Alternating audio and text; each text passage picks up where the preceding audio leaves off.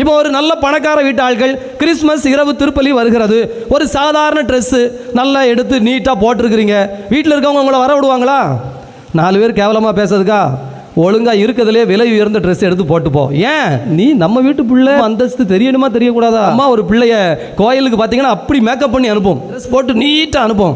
அப்போ நான் சொல்கிறேன், நல்லா செய்கிறீங்கம்மா, உங்கள் குழந்தைக்கு ஒரு நல்ல பழக்கம் கற்றுக் கொடுக்குறீங்க, நீட்டாக இருக்கணும், வெளியில் போகும்போது சுத்தமாக இருக்கணும்னு சொல்லி கொடுக்குறீங்க, எனக்கு ரொம்ப சந்தோஷம் அப்படின்னு அந்த அம்மாட்ட சொல்கிறேன். அது கிராமம், புளியம்பட்டி பங்களே.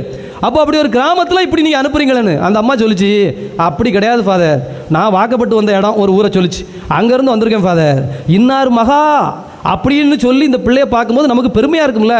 இது எல்லா பிள்ளைங்க மாதிரியும் போச்சுன்னா பிறகு நான் படித்ததுக்கு என்ன பிரயோஜனம்? அந்த கிராமத்தில் வாக்கப்பட்டு வந்து நான் என்ன செய்ய போகிறேன்? நீங்கள் சொல்லுங்கள் ஃபாதர். பிள்ளைக்கு சுத்தம் சொல்லி கொடுக்கறது பெருசு.